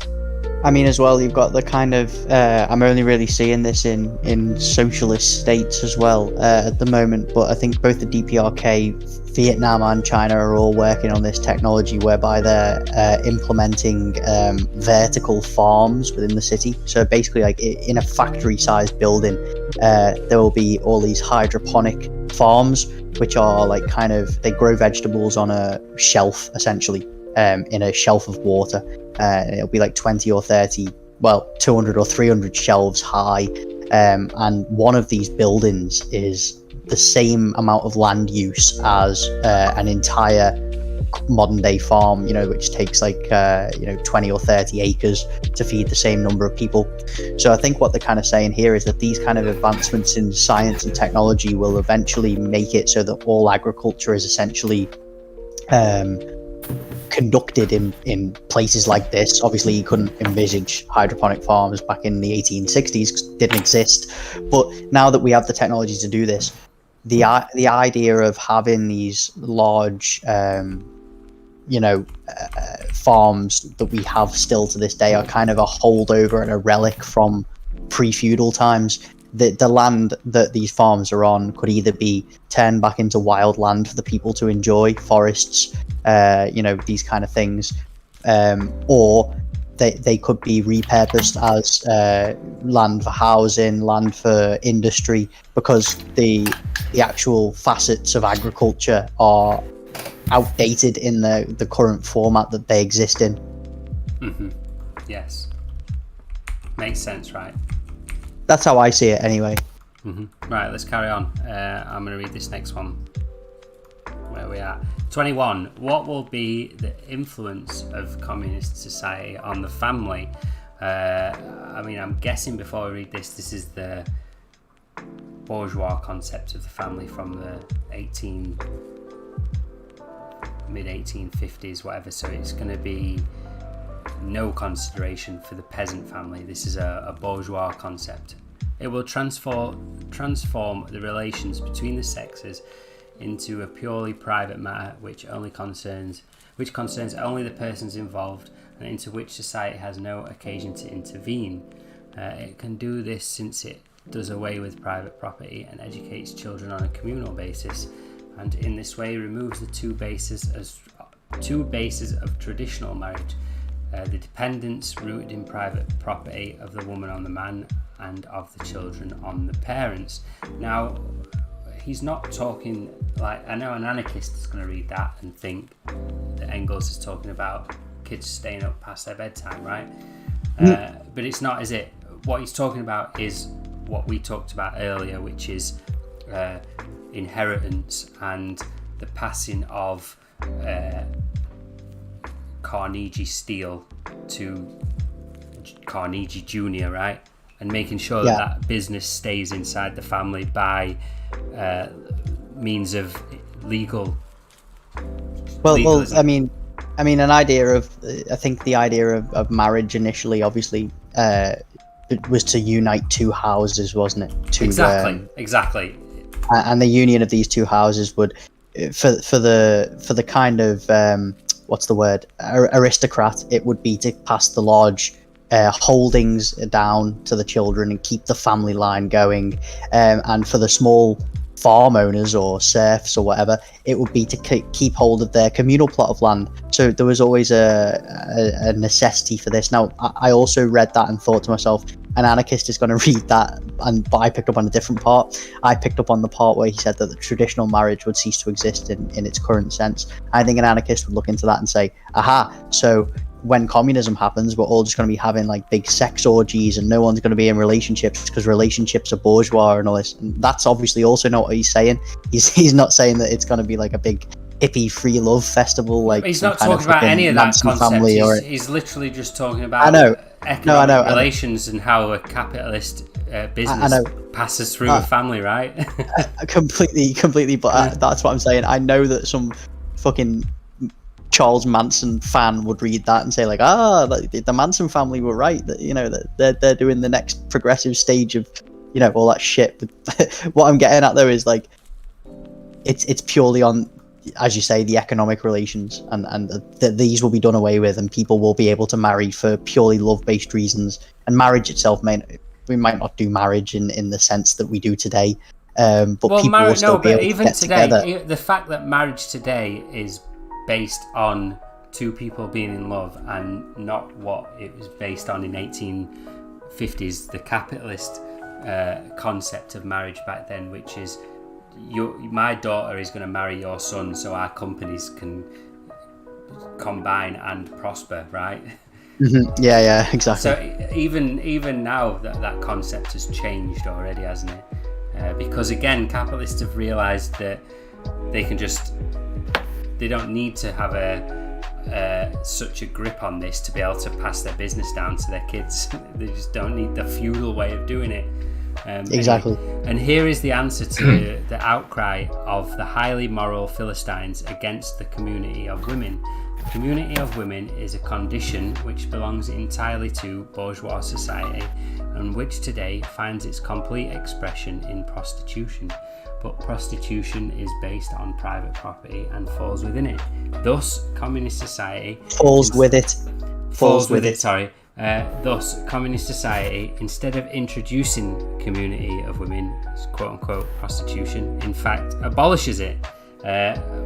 Sex worker, exclusionary, reactionary, feminist. Exactly. There's enough debate on that one out there, isn't there? Sammy, you next, 22. I was about to say I'm heading off to bed because I can barely keep my eyes open. Read this one before you go. Yeah, read this one before you go. We've only got 20 minutes left, Sammy, if you can make it. What will be the attitude of communism to existing nationalities? The nationalities of the peoples associating themselves in accordance with the principles of community will be compelled to mingle with each other as a result of this association, and thereby to dissolve themselves, just as the various state and class distinctions must disappear through the abolition of their basis, private property. Exactly. This one disproves socialism in one country being a nationalistic affair, right? Also, I think quite a bedtime story, isn't it? Sammy, get yourself off, and we'll see you tomorrow. Make sure you're ready for the show. Tom, go on. I was going to say that this kind of shows, doesn't it, that like within the USSR and within China, as another example, these two kind of countries have done this in a very kind of basic way already. They already had the unity between all of the various ethnic groups in China. No one really cares what ethnic group you are in China. They just care that you're a worker. In the USSR, no one cared whether you came from the Kazakh Socialist Soviet Republic or the Ukrainian Socialist Soviet Republic. It didn't matter. As long as you were a worker from the USSR, you were equal to everyone else. And this is what it means, isn't it? I mean, like, in capitalist societies like in Britain and in America, the kind of division based on nationality, race, and in these kind of things is heightened and exemplified so as to prevent class consciousness from coming together. Yes, well, it's used, isn't it, in a completely different way. And this is what Engels is saying, isn't it? That, like, this kind of obsession with creating small groups based on various different concepts is inherent to bourgeois society. And when everybody's classes become one, yes, you will still have your national identity. Yeah, I come from whatever place, but it won't matter insofar as there won't be any racism, there won't be anything like that, because all of these problems will have been addressed by the abolishment of class as the primary contradiction. Right. I think that's what he's trying to get out there anyway. You read the next one. Okay.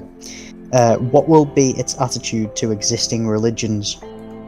All religions so far have been the expression of historical stages of development of individual peoples or groups of peoples, but communism is the stage of historical development which makes all existing religions superfluous and brings about their disappearance.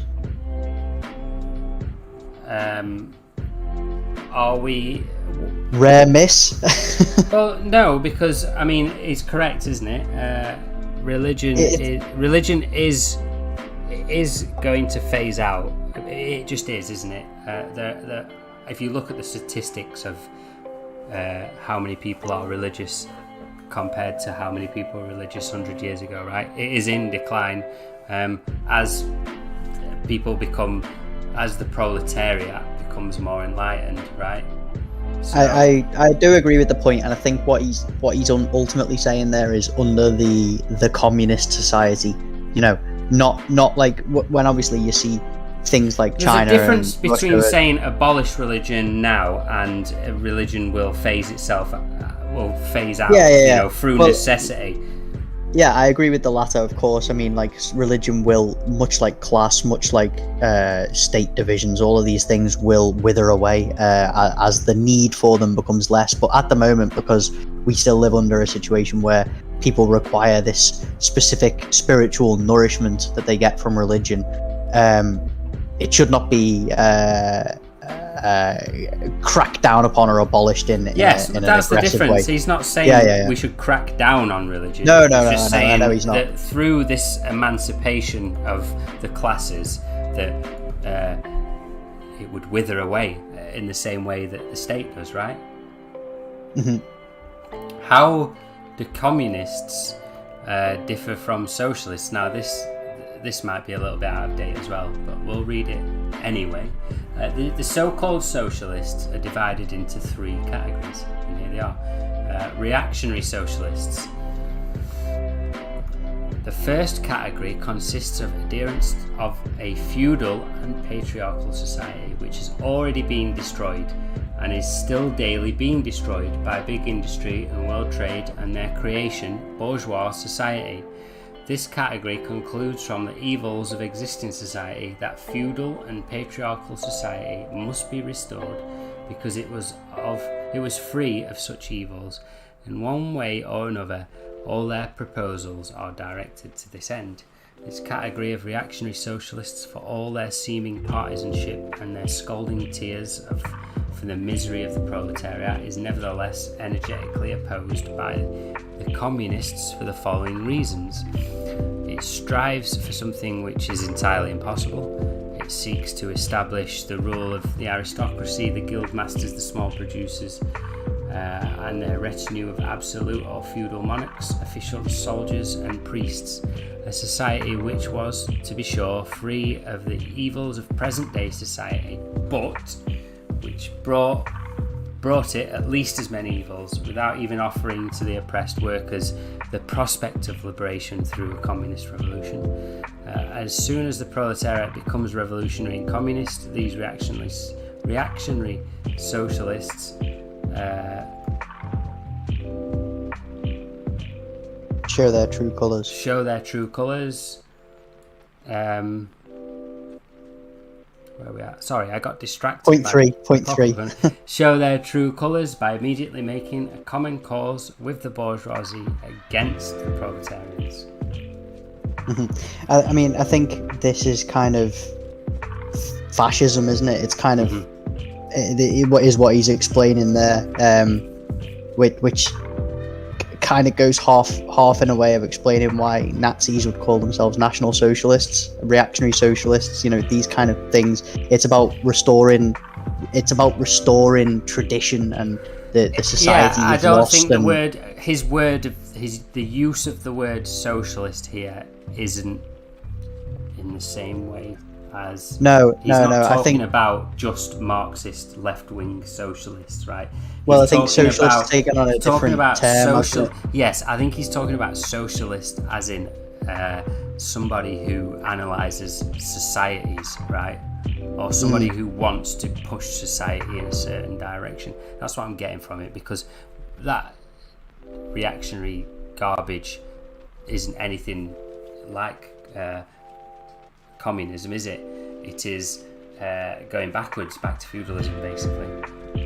Well, it's there as well, for all their seeming partisanship and the scalding tears for the misery of the proletariat. I mean, you know, we see this today in parties like the Republicans and stuff in America, where they're always talking about the working American, aren't they? But they don't stand for them. They only stand for. I'm not calling the Republicans reactionary socialists, but what I'm saying is that it's the same kind of thing, isn't it? They'll be extremely opposed to the proletariat gaining power, but they'll use the proletariat as a kind of what's the word? A token. They tokenize the proletariat. Oh, you know, we're all for the American worker. We're all for this, that, and the other. But in reality, they're striving for a society that has been destroyed by the march of capitalism. Mm-hmm. Right, next one. Bourgeois socialist. Do you want to read this one? Well, I can read it all, and then we all right, yeah. You read it. All right, okay.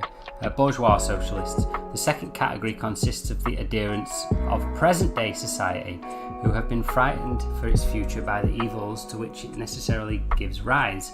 What they want, therefore, is to maintain this society while getting rid of the evils which are inherently part of it. To this end, some propose mere welfare measures, while others come forward with grandiose systems of reform, which under the pretense of reorganising society are in fact intended to preserve the foundations and hence the life of existing society. Communists must unremittedly struggle against these bourgeois socialists because they work for the enemies of communists and protect the society which communists aim to overthrow. The Labour Party. Yeah, exactly. He's just talking about imperialist, leftist, or leftists in general, or somebody who is a social democratic, or Yeah. And those who favour it's anti-capitalist leftist. I was going to say it's literally those who favour reform over revolution is literally what he's saying there, isn't he? He's saying well, not really, want to because reform. You could be a reformist who wants to overthrow capitalism via reform, right? He's not talking about those people because they still want to overthrow capitalism. He's talking about whose measures do intend to save capitalism, not reform it into something else. Do you know what I mean? So he's not talking about sock dems as such, but he's talking about some sock dems. Yeah. Ones who want to maintain capitalism. A Blairite over Jeremy Corbyn, for example, because Jeremy Corbyn is a pro-imperialist leftist, but he's not. He's attempting things to actually make life better for a proletariat, rather than a Blairite who is doing that to make sure that the masses are quelled, right? Yeah. Right. Democratic socialists. Finally, the third category consists of democratic socialists who favour some of the same measures the communists advocate. Yeah, here we go. These are the people we're talking about, as described in question 18. Not as part of the transition to communism, however, but as measures which they will believe be sufficient to abolish the misery and evils of present-day society. These democratic socialists are either proletarians who are not yet sufficiently clear about the conditions of the liberation of their class, or they are representatives of the petty bourgeois, a class which, prior to the achievement of democracy and the socialist measures to which it gives rise, has many interests in common with the proletariat. It follows that in moments of action, the communists will have to come to an understanding with the democratic socialists, and in general to follow as far as possible a common policy with them, provided that these socialists do not enter into the service of the ruling bourgeois and attack the communist. It is clear that this form of cooperation in action does not exclude the discussion of differences. Now, this is the Labour Party, isn't it? Well, no, it's both of the last two were. But this is no. I mean, in this terms is the of Jeremy Corbyn side. Wing. Yeah, exactly. That's what I meant. Yeah. I mean, it's. I think as well that these definitions are obviously slightly out of date because the term socialist has been used in a different way by Vladimir Lenin. Lenin referred to himself and the Bolsheviks as democratic socialists in the history of the CPSU. Yeah, exactly. So the definition's changed from when Engels was writing it to the time of Lenin, and they've changed again since the time of Lenin to today. So I think that although we understand what he's talking about, we get the general idea about these three class groups, they are a rigid definition. Yes, you've got to be able to see the bends. You've got to know who they were at the time Engels wrote about them to be able to understand what these class groups have either adapted into or are not relevant anymore. But this is what Sammy's talking about when he's talking about this theory always adapts and changes to where you're trying to apply it. Just because Engels said this one thing in this one text doesn't mean it applies to your current situation, but it may apply to another country's situation, right? I mean, I think going back to the reactionary socialists bit just briefly, I think that is, thinking about it more since we read it, I think that is a kind of perfect definition of fascism, proto-fascism, because obviously Mussolini was he started off in the Italian Communist Party, didn't he? And he was kicked out of the Italian Communist Party, and then he started the Fascist Party, and the Fascist Party was about restoring the glory of the Roman Empire, which obviously is a return to fascism didn't exist at the time that Engels was writing this. So again, you have to kind of put it into the contextual and historical context, don't you, to get what he's talking about. Right, next, because we're nearly at the end of this, and we're nearly at the end of the episode, so let's get through these last bits, and then the footnotes, and then we're done. What is the attitude of time? This attitude is different in the different countries.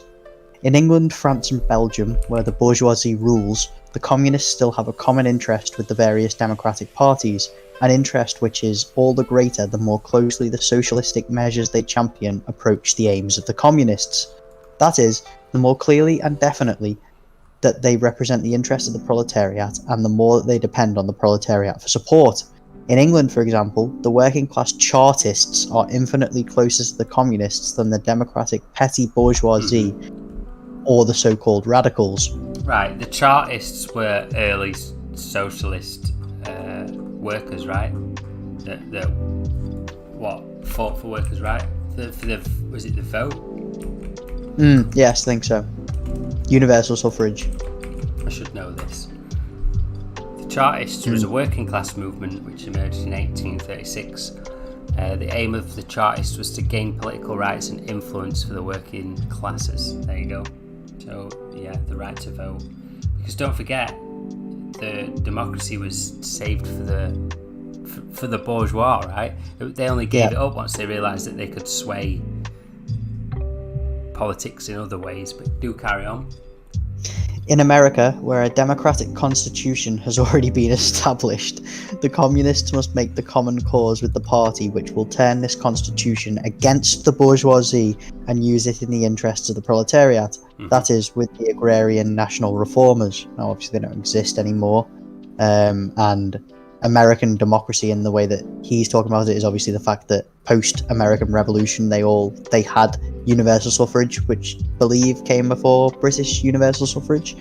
Could be wrong on that count, but it was around about the same time anyway. So I guess it's kind of he's talking about how a party which no longer exists anymore was the best chance of kind of allyship with the proletariat in America. Yeah, and I mean, Engels, I mean, the writing of a democratic constitution, it's not about universal suffrage, it's about democracy again. Like I say, democracy for the merchant class over feudalism, going to a king's court, right, and being told what to do by a king and his mate. That's the difference. So in America, a democratic constitution has been established. He's talking about the bourgeois revolution, right, which released America from the shackles of feudalism, quote unquote. So yes, he's right in saying that. It doesn't mean the use of a universal suffrage, but the Chartists demanding universal suffrage is an example of where he's saying there the communists must make common cause with a party which will turn this constitution against the bourgeoisie, right? So demanding universal suffrage and then getting it is using the constitution against the bourgeoisie, isn't it? Do you get what that's what he's trying to say? Right, carry on. In Switzerland, the radicals, though a very mixed party, are the only group with which the communists can cooperate. And among these radicals, the Vaudois and the Genevese are the most advanced. Apologies if I just butchered that. Genovese? Is it? I do not speak French, so well, I don't know. It's Switzerland, isn't it? So it's either Italian, German, or French. Yeah. Anyway, I think that's French. Looks French to me. Anyway. Maybe Genovese is Italian. That doesn't matter. We don't know what they are, so it doesn't. Geneva, right? It doesn't. Something to do with Geneva, surely. Yeah, probably. In Germany, finally, the decisive struggle now on the order of the day is that between the bourgeoisie and the absolute monarchy. Since the communists cannot enter upon the decisive struggle between themselves and the bourgeoisie until the bourgeoisie is in power, it follows that it is in the interest of the communists to help the bourgeoisie to power as soon as possible, in order the sooner to be able to overthrow it. Against the governments, therefore, the communists must continually support the radical liberal party, taking care to avoid the self-deceptions of the bourgeoisie and not fall for the enticing promises of benefits which a victory for the bourgeoisie would allegedly bring the proletariat. The sole advantages which the proletariat would derive from a bourgeois victory would consist of 1. Various concessions which would facilitate the unification of the proletariat into a closely knit, battle-worthy and organised class, and 2. In the certainty that, on the very day the absolute monarchies fall, the struggle between bourgeoisie and proletariat will start. From that day on, the policy of the communists will be the same as it is now in the countries where the bourgeoisie is already in power. Now, I just want to kind of point out here that this is one of the things that Lenin corrected from Marx and Engels' work, isn't it? That Leninism is essentially the kind of idea that it doesn't have to be the bourgeoisie that is the bourgeois revolution doesn't have to be conducted by the bourgeoisie as a class in power. Lenin conducted the bourgeois revolution after the proletariat had already won power under a proletarian state when he conducted the NEP after war communism. And in China, the same thing happened again. There was the absolute monarch was in power. He'd lost power and was in a puppet state and stuff, but it was the driving force of the feudal agrarian population led the revolution in China. They didn't wait for a bourgeois revolution to take charge, which could then be overthrown by the proletariat or the agricultural proletariat in China. So It's just yes, very sad. It's very sad reading that passage about Germany, knowing what happened to Rosa Luxemburg, and reading since the communists cannot enter upon the divisive struggle between themselves and the bourgeoisie until the bourgeoisie in power, it follows that it is in the interests of the communists to help the bourgeoisie to power. And you can just imagine like some I can't remember the guy's name. What were they called? The people who murdered her. The Freikorps. No, the communists who plotted with them. Oh, the SKPD. Yeah, but what was the guy's name? The actual. Oh, yeah, I know who you're talking about. Is it Wilhelm something? Wilhelm. Someone else say in the chat, right? Anyway, it's almost like you can see him reading that line and thinking, right, I've got to get the Freikorps on the line, because this Leninist is saying, let's just have the revolution now. Now, if Rosa Luxemburg, that's the defining moment in modern history, right? The murder of Rosa Luxemburg, because potentially no World War II no World War II with Germany socialist, right? Just another attempt by the White Army to beat socialism again. So yeah, that passage is especially quite hard to read, knowing that it was taken literally and stopped Europe from being socialist.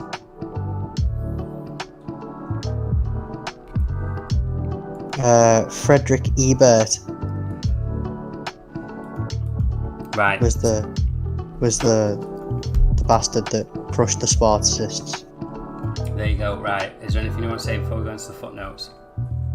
Just that obviously this is not a dogma. It was just the kind of the first work that was first put at the time to give communists a series of demands to rally behind. Exactly. This has been worked upon by the likes of Lenin and Mao, who are two great theorists who led their own revolutions, who learned We're going to look into that now. Sorry, go on. Yeah, let's The move on. footnotes will explain all this. So let's just start by reading some of these so we can give context to the piece, right? The following footnotes are from the Chinese edition of Marx Engels' selected works from 1977. Introduction. In 1847, Engels wrote 2 draft programs for the Communist League in the form of a catechism, one in June and the other in October. The latter, which is known as the Principles of Communism, which was what we've just read, was first published in 1914. The earlier document, the draft of the Communist Confession of Faith, was only found in 1968 and was first published in 1969 in Hamburg, together with 4 other documents pertaining to the first Congress of the Communist League, in a booklet entitled, I'm not going to say this in German because I know Monica's listening and I'll get into trouble if I do it wrong. I think it's Gründungsdokumente des Bundes der Kommunisten. Okay. Juni bis September 1847. Founding documents of the Communist League. At the June 1847 Congress of the League of the Just, which was also the founding conference of the Communist League, it was decided to issue a draft, quote-unquote, Confession of Faith to be submitted for discussion to the sections of the League. The document which has now come to light is almost certainly this draft, the Principles of Communism. The comparison of the two documents shows that Principles of Communism is a revised edition of this earlier draft. In Principles of Communism, Engels left 3 questions unanswered, in 2 cases with the notion unchanged. This clearly refers to the answers provided in the earlier draft. The new draft of the programme was worked out by Engels on the instructions of the leading body of the Paris Circle of the Communist League. The instructions were decided on after Engels' sharp criticism at the committee meeting on October 22nd, 1847. of the draft programme drawn up by the true socialist Moses Hess, which was then rejected. So again, this document is from the very founding of socialist, leftist, communist, whatever you want to call it, people power, mass movements, whatever, right? This is the founding of it as a concept. Yeah, and I mean, obviously it was multiple drafts of it because the situation was constantly evolving, even at the time of 1847. So the amount of other scholars had their version, and it would be debated, and Yeah, but I mean, the fact that so much of this is still relevant today is astonishing, considering how much of it. It shows how spot on they were, right? That's why it's important to study. Yeah, exactly, yeah. Still considering the Principles of Communism as a preliminary draft, Engels expressed the view in a letter to Marx dated November the 23rd, 1847, that it would be best to drop the old catechistic form. I'm guessing that means like numbered 1, 2, 3, principles listed out.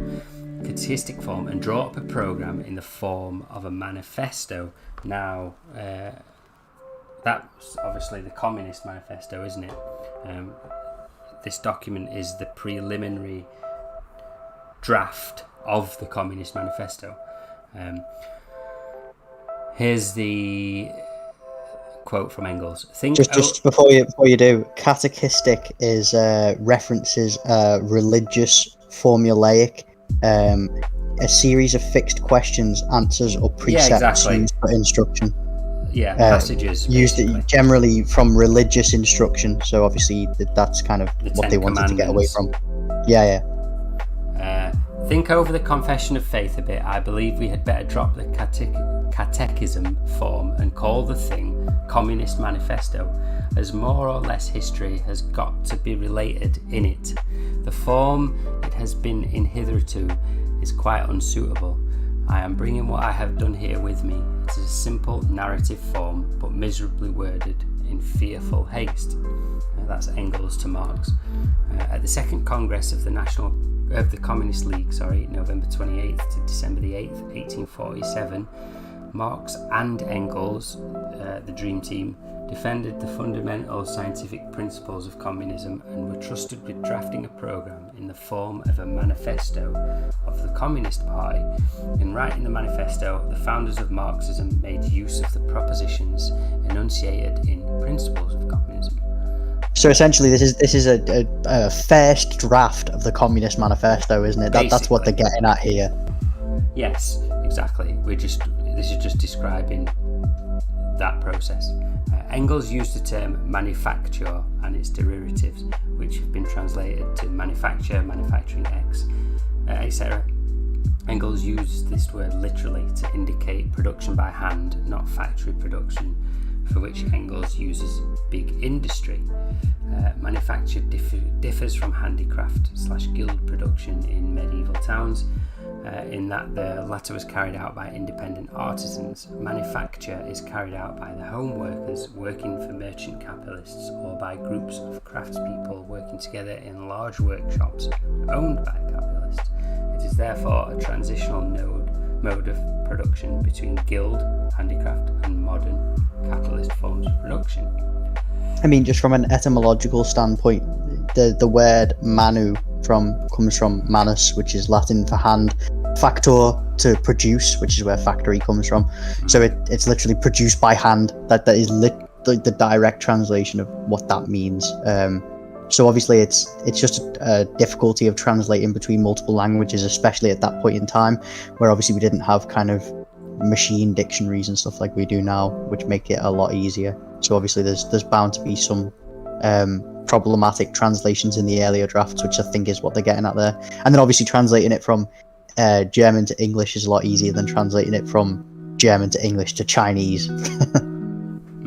In their works, written in later periods, Marx and Engels substituted the more accurate concepts of the sale of labour power, the value of labour power and the price of labour power, first introduced by Marx, for sale of labour, value of labour, and price of labour. These are just some of the notes, so I'll just go finish reading these up. Engels left half a page blank in the manuscript. Nice. Engels put unchanged here. They're back up in the text. The Chartists, here we go, the little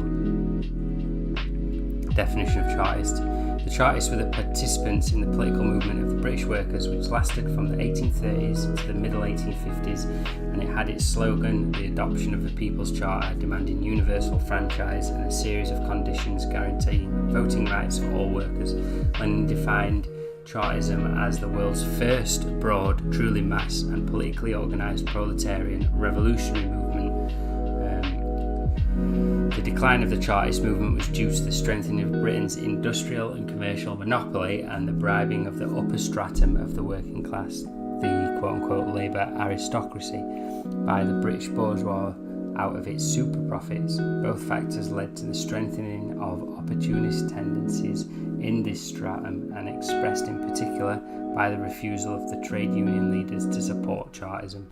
That sounds exactly like the miners' strikes, doesn't it? Just Thatcher as well. Literally the same.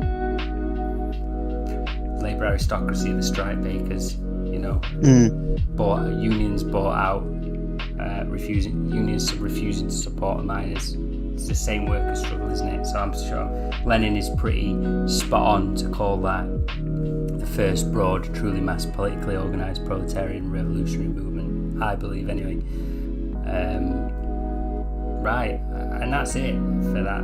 I think the only thing to say here is obviously it's a very old book, so take some parts of it with a pinch of salt, not because it's wrong, but because it's historically out of date, and the exactly. the Those historical conditions have marched on. I mean, like, obviously there's some glaring ones, like the bastards should be able to inherit their fathers, equal inheritance rights and stuff, which just generally aren't relevant today. But the vast majority of it, due to the fact that it is a study in historical materialism, is provably correct, demonstrably correct, and it's a good starting point, I think, for any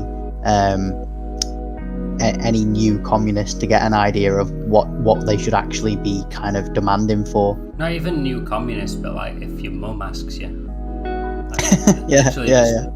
read from the. It's good for that. But then again, like I say, just you've got to remember the context. But it's easy to spot those things, isn't it? It's easy to spot them. I think we're going to carry on, aren't we, with this series whenever we can. I think the next one we should do should be either some more Engels, or maybe go straight onto the Communist Manifesto itself. Well, I was thinking that, right? It's either we jump straight into the Communist Manifesto and compare the two, or we read a bit more Engels and then possibly go on to Communist Manifesto. You know what I think we should do? I think we should do a Twitter poll and let our fans decide which of four. We'll decide four between us. We'll put them into a Twitter poll and we'll read the most wanted one.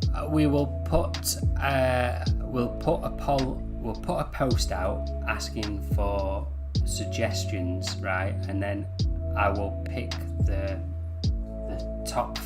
Like, I don't know how many options you can put on a poll. Four. Is it four? Right, four. So I'll pick the four most liked Engels / Communist Manifesto pieces, right? And then they can vote on that, and we'll do that. We'll even read some Lenin if that gets recommended the most. Well, no, I think we should keep it on Engels. For now? For now, yeah, because we can move on to Lenin later on. And we can, get Esh on for that. No worries. Yeah, good stuff. But yeah, we just wanted to make this a side series to Esh's show, because Thursday Theory's about, like, the history of imperialism, isn't it? Not reading theory and discussing it. So, different show. Yeah, so if you made it this far, keep an eye out for the tweet and the thread. Recommend what you want to see us read next, and we will do it. Yes, exactly. Right. All the usual stuff. There's merch just after we've read Principles of Communism. get your merch, which helps keep us going. If you're not a merch kind of guy or gal or whatever, you can join us on Patreon. You don't have to. It's you. You can click join on YouTube below and become a member on there. And if you saw Mass Casualty, who was about earlier, you get like a little mango emoji thing. Oh, is that what that was? I was wondering where that had come from. You get like a special emoji next to your name to show that you're super special. And also you get some other discount code on the merch, whatever. I hate doing this, but we have to do it every episode because the people upstairs tell us we've got to, right? You're just building our productive forces. We are in the process of trying to ramp up writing stuff. So if you are that sort of person and you want to be published, shoot us a message on the website.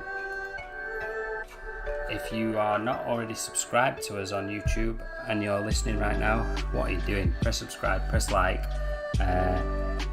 We're back tomorrow with our regular podcast, and if you're listening to this unlive, the podcast is on the channel if you want to check it out.